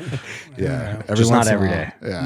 No, Me and Brittany, our thing is like we'll fucking order like $60 worth of Taco Bell or something, Sick. and just soft destroy the tacos toilet forever. afterwards. Yeah. Fuck yeah. Like my metabolism is faster than hers, so we finish eating and I'm already on the toilet. Dude, yeah. Her the next morning, or sometimes in the middle of the night, she's Yep. like, it hits her, but like sometimes you got to do that for your sanity. Absolutely. Like don't be afraid. It's true. Our my wife and I's biggest thing is fucking sushi. Like we will go drop a few fucking dollars on sushi and dude, we'll just fucking straight up pig out. That with sake, we'll just have a great fucking night. And it's like, it's very far and few in between. Right. But when it happens, it's fucked up because she'll bring over this entire fucking plate that'll just sit on the plate. Oh man, I've always wanted to do that. See, I don't go to the expensive places and get like like the boat that's like Oh, yeah, $200 or yeah. $300, but it's like everything, your nigiri and sashimi. Yeah. Like, but we do sushi a lot, but we go to the all you can eat places, Okay, which yeah. they make you pay if you don't eat everything. Yep. And I swear, every time I go, we'll order like the first order is 8 rolls, and they're like, wait. You know you got to pay for it if you don't eat it. I was like, oh yeah, you're right. Give me that list back. I always like out of spite add a couple on there, and then we eat that, and I might be full, but I'm still ordering more. Absolutely. And Yeah, that's, I'm gonna fucking prove you wrong, you piece of shit. That's like if we're doing a competition or something big the next day where we need a carb load, that's 100% what we go to. Like I love sushi so much. Well, and it is like the cleanest fucking eating, dude. Yeah. Like I've always told people, if you can afford it, eat nothing but sushi. Right. Like your carb to protein to fat index is off the fucking chart. Like honestly, if you can just stay on top of it, because what is it made of? Fresh fish, rice, seaweed wrap, and fucking most of the time it's got avocado in it. Yeah. It's literally like Cucumbers and fucking Dude. it's like the healthiest shit that you can have in your body 24/7. yeah. It's But definitely a the soy sauce, and you dunk that motherfucker in there, your sodium is going to kind of climb a little, but it'd be all right. That's all right. That's funny. So what's next for Mr. Benjamin then? So I think I started to intro into it. I'm trying to do a comp a month, right now. Yeah. And I'm not trying to put too much training specifically into those competitions. You know, like you're like, oh, I got to get on the implements. I got to train these. Like it's more of an off-season approach where I'm like, this is what I want to work on. So my coach has got me working on these things and I'm sticking to that program, but I just want to show up to the comp and see how I do to kind of build confidence in myself and my abilities. Because a lot of times this is a head game. You know, you're like, oh, this is what I did in training. All of it, you know, like whatever. So, you know, I stepped up to one a couple weekends ago or whatever.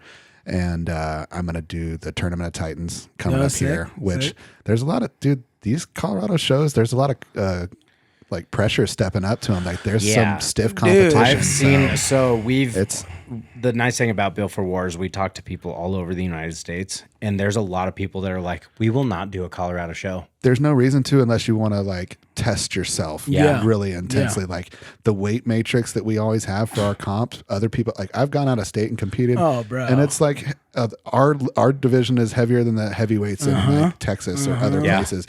And you'll see like they post like, oh, this is going to be a really heavy show. And I go and I look and I'm like,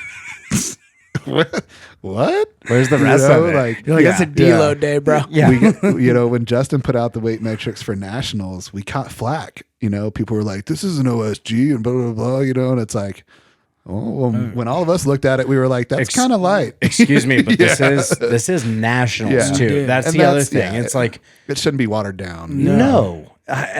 Because we started getting a little bit of shit for that. So there was a few classes that we needed to drop some weight on because we just kind of tossed our events out there with weight. You talking about The holiday special. the logs? Yeah. I like the logs, but that's me because I know. I'm a We had a logger. lot of out of state people that were like, I'd love to do your show, Yeah. but I can't even do the first one. Yeah. And I'm like, what? practice. Like, Dude. there's such thing as training. No, but it was one of those things where I was like, okay, this isn't our full series because we are doing a series next year. Yep. So this is not our series. We're just going to fucking come in, do this competition, get it fucking sparked up because next year we're putting on 4 comps. The last one being a final with a fucking at least minimum fucking $10,000 payout. Yeah. I saw Minimum. Like it's going to be a lot of fucking money. And these people are going to want to fucking either 1, run the points. They're going to 2, want to fucking hit their show, compete, win, and get their place to the finals. Or 3, they're just going to want to do the show. that. Yeah. So it was like, we'll lower these weights. We'll just, let it ride. I thought it looked fun, but again, you know, it's just I guess a lot of people it was intimidating, you know, but so Tournament of Titans this month. Yep. And then I need a comp for next month. Boom, so there you go. I had my eye on Come do signing up, but do it, bro. well, there's somebody already. There's one person other signed up for the 231. So I was like, cool. I'm not gonna try to do push the 90 kilo thing because my whole thing was, well, if I can qualify for nationals, maybe I would want to go to Strongman Corp Nationals next year. I don't know. Having it as an But you option wanna would do it be in your cool. class. Yeah. But since the dude signed up for 231, I'll do that. And, maybe I'll step up and get my ass handed to me and not have to cut, for Strongman Corp Nationals or whatever. But either way, that's on my radar too. I'm in between jobs right now. My last one fell through. They were working me like 12 hours a day. Like I said, I work in construction. So it's like one of those things where those jobs are a dime a dozen, So I mean, we can probably talk after this. well, the thing is, like, it's end of the year, the fiscal year for everybody. So they're I don't give a fuck. They're hiring. They're all hiring, but they're not like calling until the end of their fiscal year because they're trying to like maximize their profits and stuff. So I haven't got a call back right now. So I was like, all right, I want to sign up for the holiday special, but I gotta kind of focus on my finances for a little bit. Gotta kind of have a fucking job to live. Well, I started lining up a lot of people for my hobby, which is tattooing. You guys know. So I got a lot of things lined up that way. So it should be good. I'm not worried too much about it. Plus, like I said, those jobs, pop up everywhere. So, dude, that is a nice thing about being construction. Like, if you get into any kind of side of construction, whether it be like highway and bridge or fucking infrastructure or not infrastructure or like interior, exterior, like no matter what you get in, you will always have a fucking job. Always. No matter what. Especially in Colorado. Yeah. It's just building non-fucking stuff. Yeah. Dude. Everywhere. Yeah. Everywhere. Yeah, I guess I've been applying for like superintendent and project manager positions. So Dude. they want bachelor's degrees, and I'm like, these fucking guys that come in with bachelor's Ain't degrees that don't amazing? know They an suck, asshole dude. from the hole in the They ground. Like, fucking suck. so I have the experience in the industry, so I'm hoping that they'll hit me back up. But Yeah. again, like I said, I'm not too worried about it. But so that's my plan is. You guys show in December. As of now, I haven't picked one out for January, but I'm gonna try to shoot Bricktown, for. bro. Well, that's what I thought. Is that February? I thought it was in, I don't even honestly know. Wait, what? It was in January last year. Bricktown. Bricktown. When is- Bricktown's January, Is beginning it? of January. Okay. Yeah, because Let me- last year hold it on. was the January 28th. I remember it was We like got this the fucking end cool of- thing called the Google machine. We got the world at our fingertips. Yeah, and Let's the see. cool thing is it's all right there too. So I can't believe that's still up. That's so sick. I That didn't was, know. I didn't know they. $100. Jesus Christ. I know. I paid that. Wow. Inflation. Was it really? It said. January 20th. oh hey, look, we There's know that Kim. face. Oh. I really wanted to do this one again. The third annual. Hell Yeah. yeah, brother. So Justin's planning on going He there, so told I might me, as well. yeah, dude. I might as Yeah, well I step heard up. that It's was- a great show, and they treat the athletes fucking awesome. Current. Like, Oh, it's- there's a cash. Is it? It's back in Iowa, right? Yep. I'm still in Dubuque? Dubuque. Yeah. Dude, they'll probably use the same place. Wait, I think Kim was actually. I just saw that on her story today that she's going as well. Is she? She's planning Dude, on it. I kind of. We'll see after OSG how I feel. I really like. Ooh. I loved that show. It was a Look, sick yeah. show. they even have an adventure. and you will like you'll individual do well. names. Oh, nice. Oh, Cool dope. beans. Cool. Yeah, I mean, so back when Strongman started, these guys didn't know what events they were going to do. They walked up to it like just, Exactly. On all the right, day I'm of- trained. I don't know. Yep. I'm strong. I don't know Yeah. what the fuck's going to happen. Yep. So that's my whole approach to like doing 6 months worth of comps each month is like, okay, I'm still focusing on my training of getting stronger at my weaknesses, Absolutely. but I want to step up and test myself, but also be able to just block it out and just know it's just another Saturday. Like Dude. there's no stress. Yep. Just lose that shit. So that way, when it comes to time to do like worlds and nationals and all these things, there is no starstruck, like in my head kind of 100% stress about it, Well, like, and I tell everybody too, it's funny because when you go to these competitions, you work harder on a training day Oh, way harder. than you do on an actual comp day. oh yeah.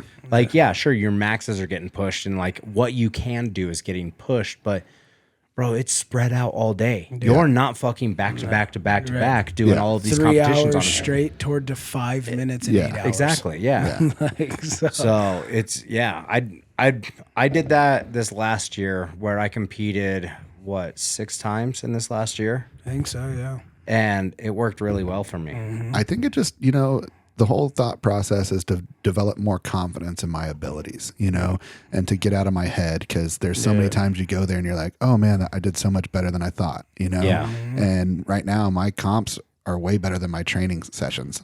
So, I just need to understand what I'm capable of in order to compete, at a higher level. So that's my whole thing behind it. So if I don't fall apart in between them, it's I like, agree. so, 36 is a rough Yeah. age for me. Yeah, how old are you? And it's not so 36. Yeah, you It's not said- really the age, but it's like I got some hard miles on this body. Well, I was My gonna 20s say, were rough. yeah, There was a lot of yeah. drugs and Yeah, partying. dude. I feel like that. I I feel that. didn't start Strongman until my 30s, and same. I also didn't start any kind of recreational supplements until my 30s. Absolutely. So, I had nothing but hard miles, so like I'm feeling all my joints, it's Dude. like sometimes you gotta make sure you're taking care of everything on the side. And it's Absolutely. it's a whole nother ball game, like Absolutely. training is there, your nutrition is there, and then your recovery. It's like, dude, that's a full-time like job, outside of being a good person. And that's one of my other things that I'm striving for. I think a lot of strongmen get caught up in the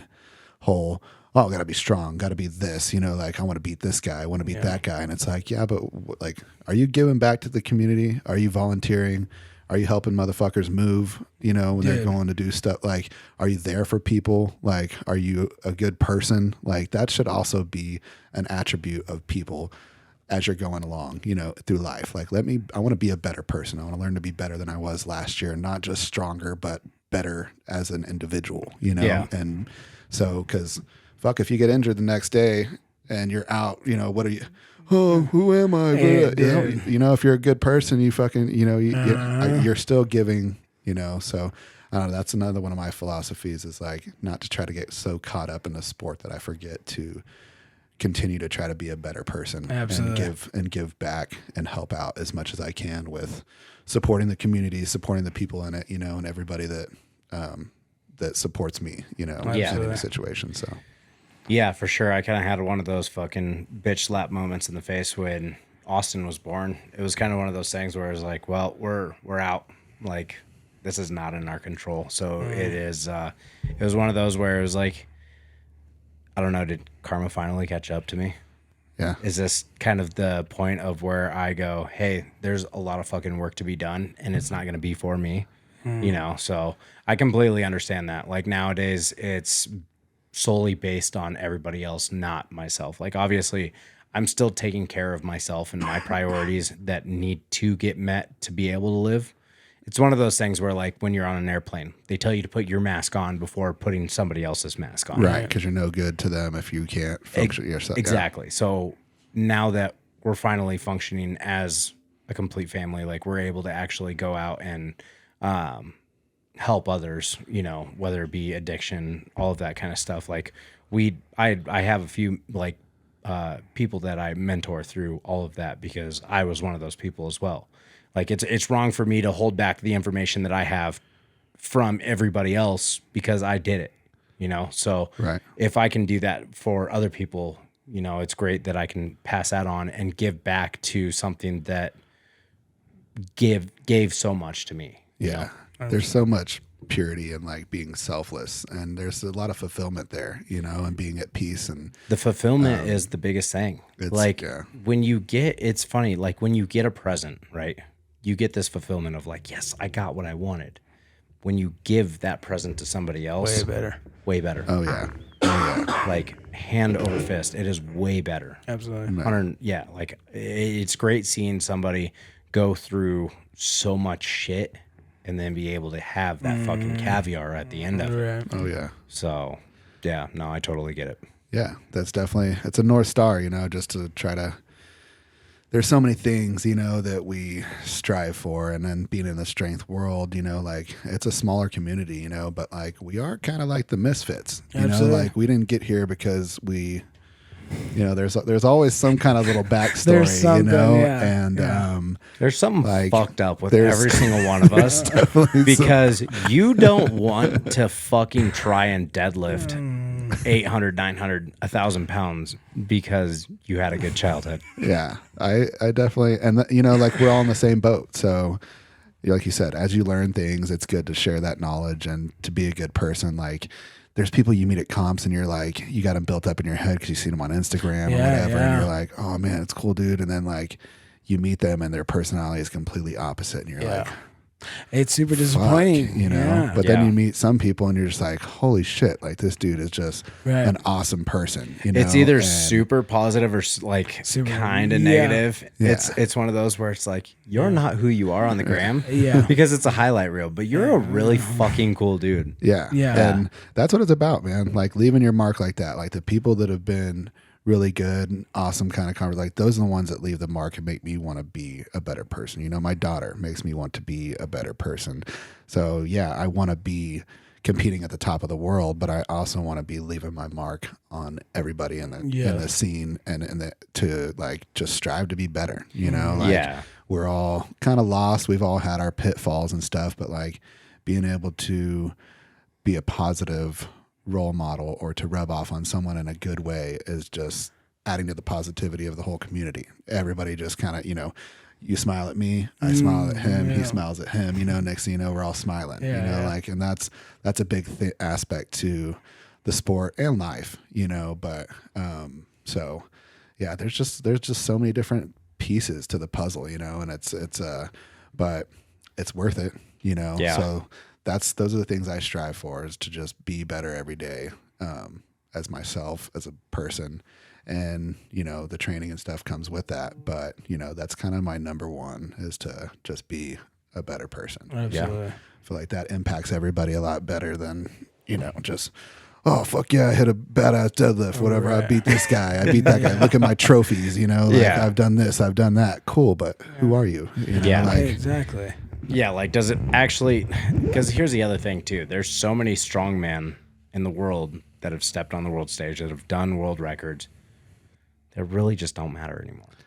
Yeah. So, what kind of legacy did they leave behind? Absolutely. You know, like Pujanowski, who I think, yeah, watch out, that'll pop straight out. Get you.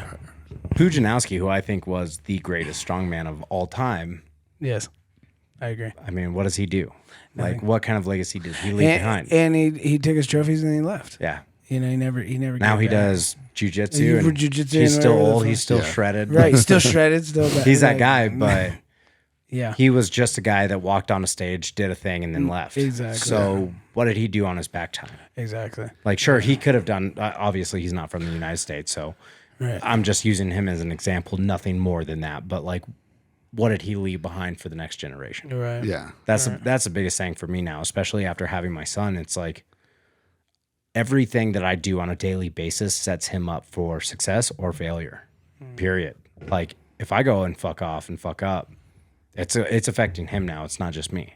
Yeah. And granted, I should have been thinking about that the entire time, whether I had somebody or not, because just day to day, like interactions with other people, I can fuck up somebody's day just as fast as I can make their day. Yeah. Absolutely. I mean, that's basically what it comes down to anymore.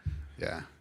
Well, things happen at the right time, you know, Oh, yeah. kind of right in the middle of the muck. And then it's like, oh, fuck, you know, you got to surrender to it, you know? Yeah.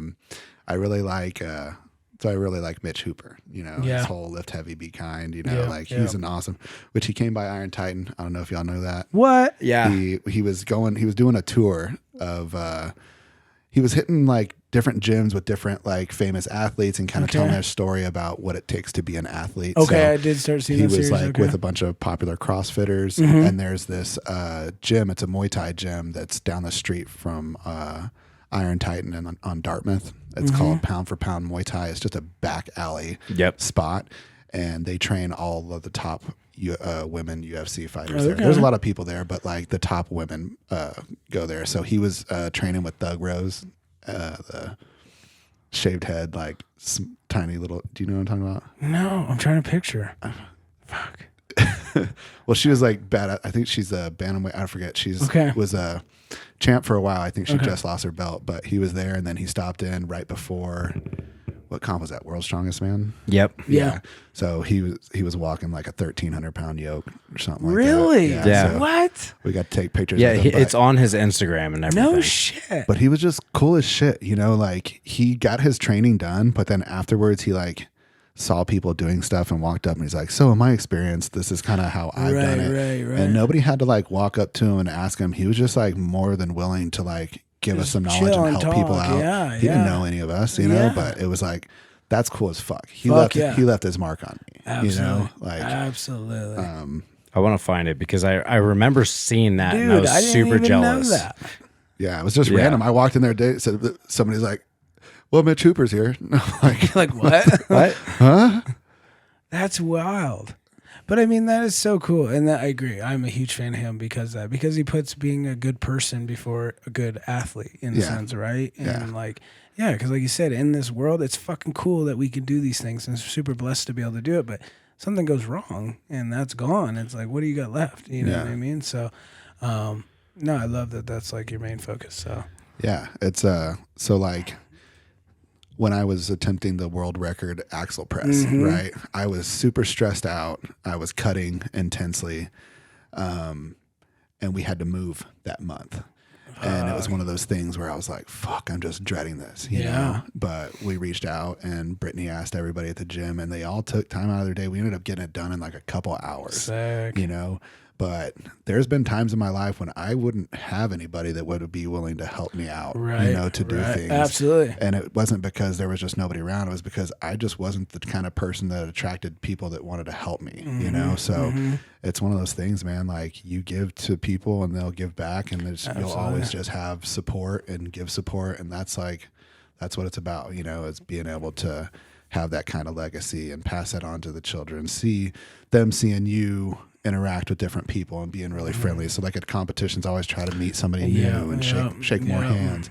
I usually try to go to the guy that got like last place or whatever and be like, Right. dude, you did great out there. Absolutely. You know? Usually they're Absolutely. like, man, I don't know, this was really tough for me. And I'm Yeah. like, keep it up, you know, like, Yeah. so things like that are what's important, I feel like. I Oh, agree. right I here. agree 100%. Oh yeah. There it is, Iron Titan. There's Strauss right there. I think the mat was like folding on him or something, but he was all jet lagged and shit. That's so crazy. I didn't know that. Yep. That's crazy though. There's me. I know. I saw Doing you my back log there. I saw you back in there. my super cool I was red just saying shirt. your pure red shirt. That's why I knew it was Wait you. for it. I was like, "There's Ben." You see everybody like turn watching and yelling. It's like Look at this mouth wide open. we didn't want to like so crowd excited. around him and be like, "Oh, Right, Mitch, right, Mitch." right, but as right. soon as he picked up that yoke, everybody turned. It's like, "Yes, go, go." And then Strauss right behind him doing the fucking fall the on. Navy walk right on. Yeah. That's fucking rad, great. dude. I didn't know that. Yeah.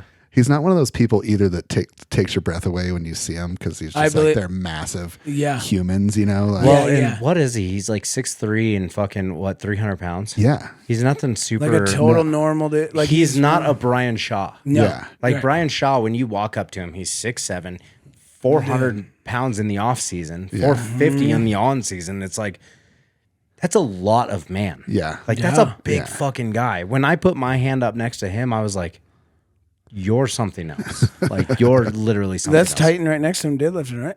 yeah. He was deadlifting there shit. too. Yeah, Yeah, an he was easy throwing some weight fucking- around. Just an easy 350 kg. But he was, dude, On just Axel. such a nice guy, you know. That's so cool, dude. Let me ask this question.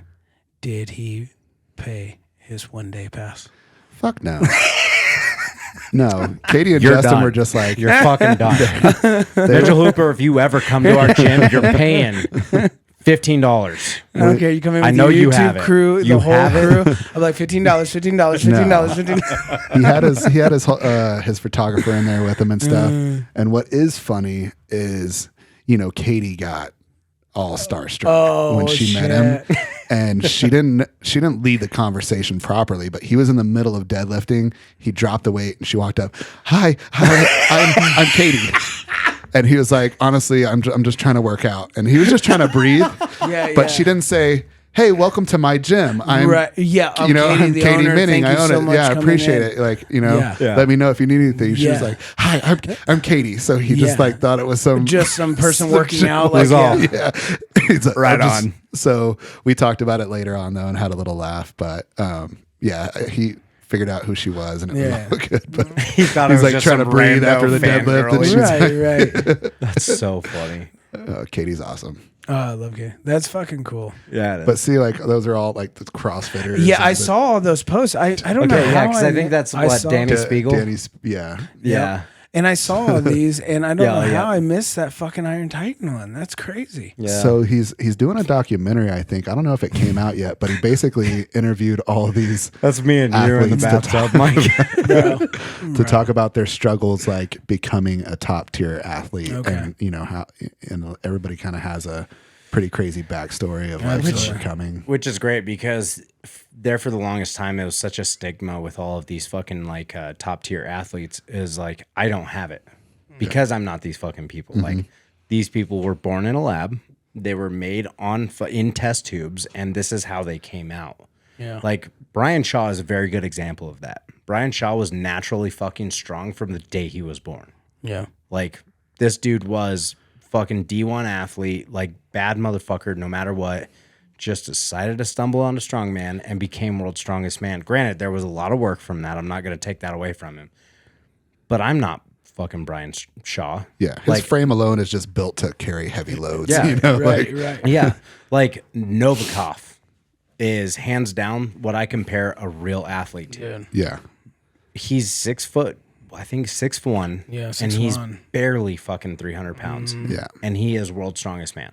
Yeah. He fucking outbeat everybody who was bigger than him, basically, when it came down to the day, and won. Like, everybody would like to say, like, oh, yeah, the class wasn't stacked. Thor wasn't there. Shaw wasn't there. All of these people weren't there. It's like, who I don't give a fucking fuck. cares? Yeah. Right. As lighter people in the sport, we're like, exactly. fuck yeah. Yeah, so The sick. small guys smoked all So the big fucking guys. sick. You If know? you're under 6'2" 'Cause- and you win, yeah. I'm for it. Yeah. Like Bro. that's huge, dude. Bro, Yeah. Oh yeah. it's amazing. I always cheer for the smaller guys, you Always. know, because, and again, we're not in the spotlight, you know, as smaller athletes, but like you said, you see the people, what they're lifting, you know, the 105s and the 90Ks, and then you go to the open class and it's like, okay, but that's still under body weight. Exactly. You know, Right. like these people are going, you know, 200 pounds over body weight. Yeah. You know, but there's not, you know. it's Yeah, all like about the- sure, it's cool that you're lifting a 500-pound stone, but you're almost 500 pounds. Yeah. Like neat. Like Right. I can do almost a 400-pound stone at 200. Like I think that's more impressive in itself. Like that's why I joke around with people and say, yeah, I'm stronger than the world's strongest man. Pound for pound, Pound for pound, yeah. pound for absolutely. pound, I am. Yeah. Like everybody that isn't in the open class is pound for pound like stronger than the world's strongest man. Absolutely. It's crazy if you put it into perspective that way. But people are blind to the sport, which I understand why, because it is cool that these guys are pulling fucking 1,100 pounds on a deadlift.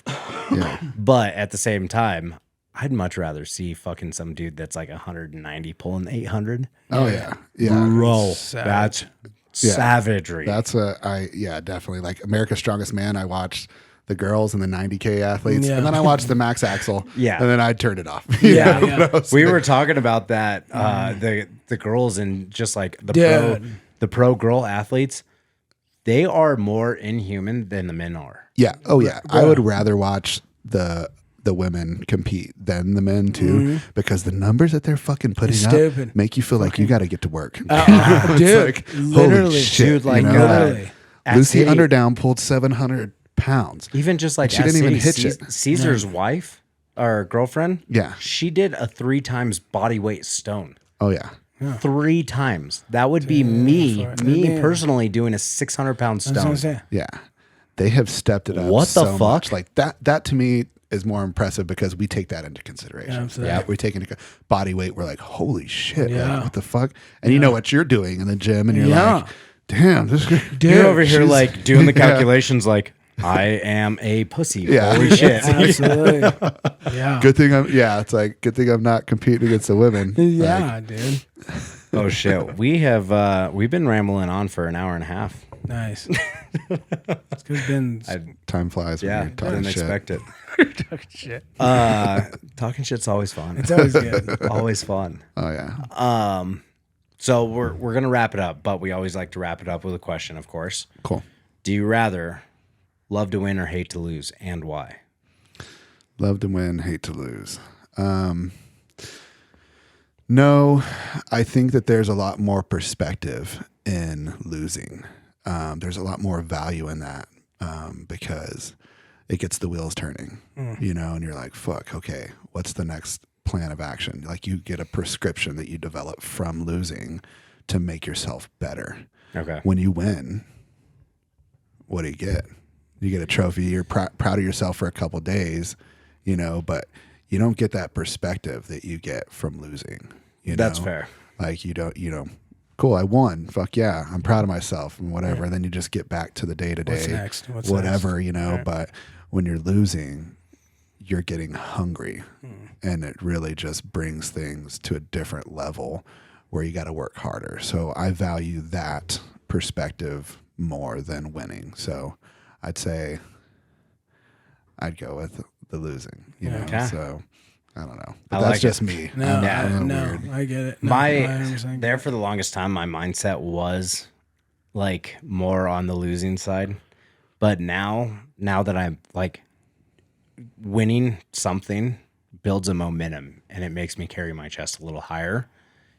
It's weird because obviously there's always 2 sides of the spectrum, right? There's either like you're loving to win and you're doing really good, or you're hating to lose and you're kind of like down about it, but you know how to fucking like focus. Yeah. And like you were saying, like bring that in. So it's always funny because I love every single person that we've ever had on this podcast. It has always been different. Yep. And there's always a different side of things. So Yeah.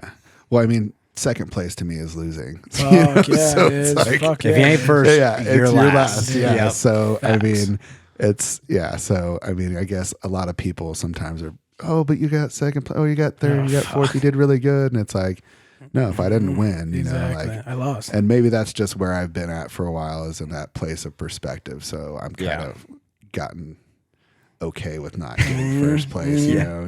That's fair. But yeah, so maybe that's just the point in time where I'm at on the spectrum. Yeah, that's fair. Well, I think that's going to do it for us for the evening. We've been on this for a little bit, so if you guys are still listening, we appreciate you. Ben, where can the people find you?